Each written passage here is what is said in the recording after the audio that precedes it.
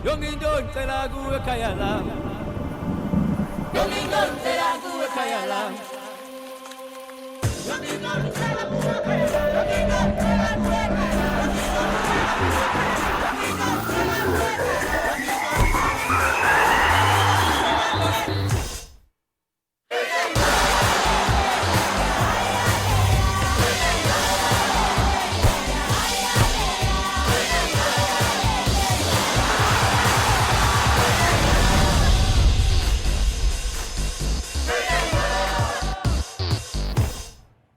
Good evening. England have just finished playing their second game of the 2010 World Cup against Algeria. We'll have highlights in just a few seconds, followed by in-depth analysis from Alan Shearer and Lee Dixon.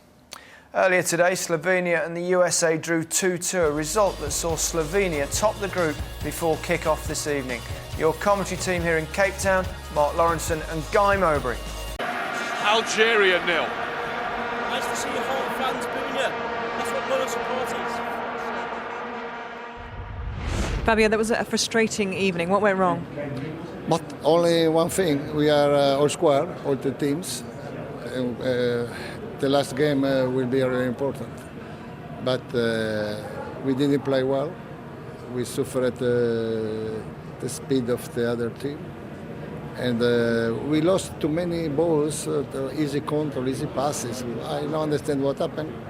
And because when we train, usually we do this same speed, the same balls, the same pitch, probably the pressure.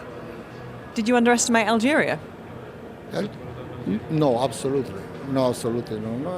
We respect all the teams. I spoke always that all the game is difficult. We saw the game on TV. Always it's not easy to win. We're not happy with the performance. We need more. We want to stay in this tournament till the later stages. We need to improve, but we weren't good enough in the final third to get the breakthrough. You're one of the few players old enough to remember Italia '90. It was a slow start that year, and it got better. Is that what you're pinning your hopes on in a way? Indeed, when we've got to qualify for the group, it means that we've got to win the last match. Essentially, we wanted to win today, of course, but it means we've got to win the last match, and that's what we're aiming for now. What will you be working on over the next 3 days? Winning the next match. Wayne Rooney hasn't scored now in over 11 hours for England. Is that a source of concern and worry for you? Are you worried about the front two not firing? Yes, Rooney is one important player, so always is dangerous. The last game that he played, not this one, he made two passes for the other players, really important. But no, it's not important if Rooney scores. It's the performance of the team, not the one player only. And now you have another problem at centre-half as well. You lose, of course, Carragher for the game against Slovenia. Yeah, I know. We have to play with another central back. We can choose between Dawson and Upson, but no problem. This is not problem. The problem is different. The problem is the spirit that I didn't see this evening. Spirit? The spirit of the team. Well, the good news, perhaps the only good news, is that England's fate is still in their own hands. Beat Slovenia on Wednesday and Fabio Capello's men will be into the second round. England could even still top the group, depending on the result between the United States and Algeria. Well, it was predictable, pedestrian and purgatory, really, wasn't it? It was really, really poor. I have to say, we were all expecting a big improvement from the USA game. We sort of thought of excuses for the USA game to say that they went into the game not wanting to get beat first game of the tournament, trying to settle in. But tonight there was no real excuses at all. We can't sit here and defend them. They're devoid of ideas. They were kept on playing the long ball up to the front too, which quite clearly is not working. There's no goals there. Something has to change. And we got passed around today, which we should have been doing to Algeria, what they done to us. They looked more comfortable on the ball than we did as English players, with Gerrard and Lampard and Rooney and Cole, and the list goes on. you can't tell me that they're not better players than Algeria. But tonight, Algeria were better than England. Well, for we some see reason. those players playing week in and week out in the Premier League. Yeah. Look wonderful players, extremely talented. What happens to them when they put on an England shirt? Well, that's the $64 question. That what's happening at the moment is every player on the pitch is getting the ball and not really wanting it, not really knowing what to do with it when they got it. The shape looks all over the place. I don't care, what Mr. Capello's going to do in the next few days, but he's surely got to look at the system they're playing. The 4-4-2 with Gerrard on that left. When he wasn't really on the left, he kept trying to come inside, and it was awful. And when they get the ball, it works in qualifying against teams that were probably no worse than those. So fine, but it's not working now. So you have to have a plan B, whether you're playing in the Premier League or Division 2 or whatever. You have to have something where you can change it. And that has to come from But if patterns all these of play. supposedly good players are playing awfully, what is there that much you can actually do if they're all out of form at the same time? You know what it's like, Gary, when you're playing at this level and things are not going well. If you don't get a leader on there who goes, right, I'm going to start passing, I'm going to be better than anyone else. Today, they all look scared stiff, right from the back to the front. We said last night, we criticised the French and the French coach, Dominic, because it has to start from him, the passion and the commitment. Now, for me, that wasn't there tonight from the England players. We never seen that. I think it's a fair thing. Do you think there's too much expectation? It has to be fair. As you said, it happened in the qualifiers. They played well to get through in qualifiers, but now on the big stage, it's all right qualifying, but now it's on the big stage. This is where the players have to deliver, and they're not at this moment. That's the first time I've heard Capello mention the spirit, saying the spirit wasn't there tonight. And it wasn't. It was really lacklustre. It's a worry. We saw also from Wayne Rooney after the game, I'm sure you saw it, he had a few things to say. He said it down the lens of the camera. Let's listen one more time. Nice to see your home fans booing you. That's what Muller supporters. Well, he's had a go at the supporters there for booing them, but these guys have travelled a long way. They've paid a fortune to come here. I suppose they're entitled to express their opinion. Oh, without a doubt. And I think they stuck with the England players for the majority of the game, to be fair to them. They've travelled thousands of miles to get here, thousands of them as well. Three-quarters of that stadium over there was full of England supporters tonight. So Wayne can't say that. He's frustrated. I've been in the position myself. It's not nice when it happens after the game. He can't say that. Yeah. He really can't say that. His performances haven't been up to scratch from what we expect of him. He doesn't look fit to me. Miles below, he looks as if he's carrying something. He doesn't look happy, whether he's got the hump with someone or whether he's carrying an injury. Something doesn't seem right, or whether he's not happy with the system. He looks leggy. He's not happy. He looks leggy. He's not got that snap in his tackling. Even his tackling, he's chasing back. He just looks lethargic. I know, it's a major worry. There was just a general lack of inventive play or anything, really, wasn't there? Well, I said earlier it was devoid of ideas, and that's exactly what it was. And when you're playing the two up front, there's a tendency to look for the long ball very early. This is after a minute or two. First ball in from Gareth Barry, trying to find Heskey. What on earth is he going to do with that? I mean, that is 2 foot above his head.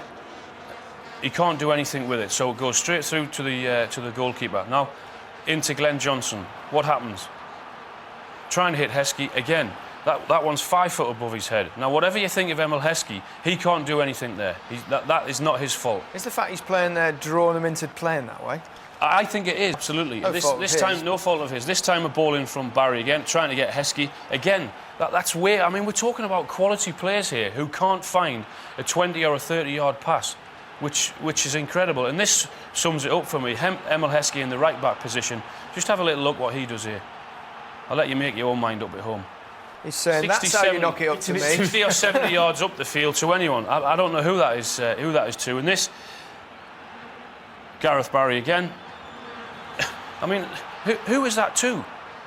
No. That's what, when I'm saying devoid of ideas, to me, get the ball down, play it. And this is what they should have done, who are very good at. But when they get in there, you've got a player, Emil Heskey, who confidence is just shot to pieces. He should actually be looking to shoot and go across the goalkeeper there. But no, because his confidence is not there and because he doesn't believe in himself that he will actually score a goal, instead of shooting, he's looking to pass that ball.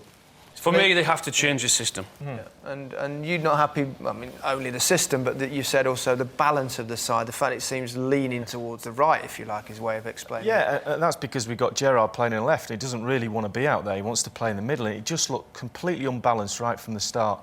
And I don't want to see Gerrard chasing back and going into that left-back area. There's the 3 midfield players. Gerrard's had a run. He's in the middle of the park. This time, Barry's got to go back there. Ashley Cole's had 2v1 to mark the whole game, because Gerrard kept going inside, and there's no one to close the cross down. In the end, it comes in unchallenged and they get away with it. This time, there's the ball in the middle of the park again. There's the 3 midfielders. Look at 2v1 at the top of the screen. Plenty of space out there. Time and time again. This time they choose to go the other way. But Ashley Cole, again, is aware of that. 2v1. And because Gerrard wants to play in there, when he has to go out to close down, he's making a 30-40 yard chase to close down, and then he's tired. This one, as the ball comes over, the midfield players will just ring him again. Look at the far end of your screen. 2v1 Ashley Cole. Gerrard's inside. He's got to now go, right, 30 yards to close down. We don't want him doing this. We want him up the pitch with the ball within touching distance of Rooney so he can affect the play rather than he's defending. Again, no pressure on the cross and it comes in. Better teams, better crosses, they're in trouble. He's doing his defensive duty here again, far side of the pitch. Do we want him playing left back? That's the first time he got over there and I don't want him there. And then in the second half, look at him chasing the ball down here. He's with 30 yards to chase that bounce on that left-hand side again. And he looked tired towards the end of the game.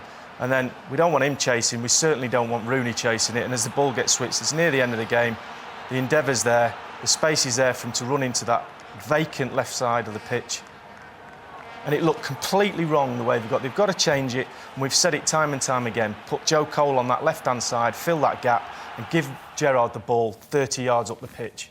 OK, let's pause briefly. More thoughts in a moment. But first, let's hear from Gareth Barry. He's talking to Gabby. Gareth, you waited a long time to make an appearance at a major tournament for England, 10 years from your first cap. What was the experience like?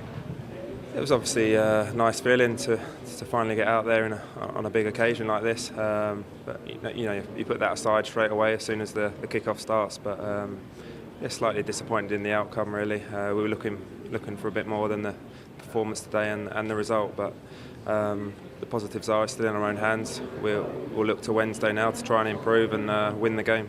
What went wrong? Were you playing with fear? Was it inhibition? What was it? I don't think there was no fear. We were confident before the game. We know we're good enough to win the game, but probably attacking today, we didn't go with enough purpose. We weren't lively enough. We didn't take the game to them really. Probably showed them a little bit too much respect. Fair play to them. They played a good game. You can't take that away from them. But we know if we do raise our game, we can beat Slovenia. Fans were booing at the end. Can you understand their frustration? Yeah, definitely. It's a long way to come out here. They want what's best for us, and we do too. We want to qualify, and they want to extend their stay out here and see us go as far as possible. So on Wednesday night, that's just a small push for us to try and do it for the fans. Thank you very much. Well, the players all want it. I can't ever remember an occasion where I can't think of one single player that's really played as well as he can play. No, we're not. Not one of them really played to their potential. In the first game, we said Glenn Johnson done very well, Steven Gerrard done very well, but tonight, you can't pick one player out that David James, clean sheet. Yeah, well, yeah, that's good it. decision. Yeah. That's about it. He hardly had a shot to save. In fact, their keeper didn't have too much to do either. Lampard was probably the closest to scoring the first half, the best chance that England had, really. Well, even this wasn't a great chance, but it was the best chance of the game. And Aaron Lennon gets on the ball, decent ball in, a little bit of a mix-up, comes to Lampard. He doesn't quite catch it, and in the end, it's a decent save. But it just goes to show you that we're picking that out, and that's the best that England really could offer tonight. That's how poor they were. There's not a lot to cheer about, is there? Not at all. Not a lot to cheer at all. In fact, let's put this game behind us. Let's move on. Next for England is Slovenia. They met the USA in Johannesburg today, watched by Martin Keown and Steve Wilson. All on 3 points, and Australia can join them if they beat the Black Stars of Ghana tomorrow afternoon. What odds on Germany not making it out of the group? We'll have live coverage of Ghana versus Australia tomorrow afternoon on BBC One and the HD channel from 2:30. Where do England go from here? See, I brought it back. I couldn't resist it. They have to improve. There's something missing there for me. Everyone. What worries me most is that everyone is screaming for Gerrard to play off Rooney. Now, I think Alan Hansen said it before the tournament and said, because the manager is very, very stubborn, will that work against him? Will he, because everyone's saying it, will he not go the other way and stick with it? There's a fine line between being stubborn and being stupid, though, isn't there? But he's a hugely experienced manager who'll watch every single tape of the game, all the games that are on, so he sees systems and formations. Surely, if us two fools can see it, then surely he can see it, and maybe he is stubborn, I don't know.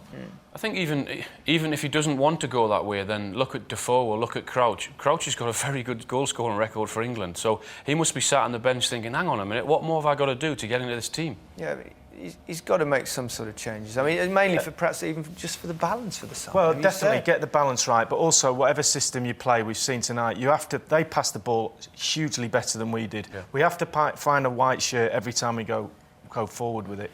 OK, thanks very much. Well, if I can offer you one crumb of comfort before we leave you, we didn't win in the first two games in 86 or 90 either, and we did sort of OK then. Good night.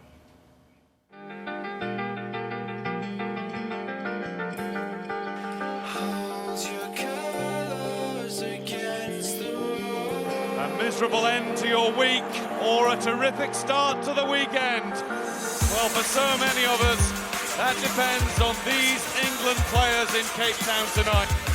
That was nervy. It's fallen for Frank Lampard! Why is it always such an ordeal watching England?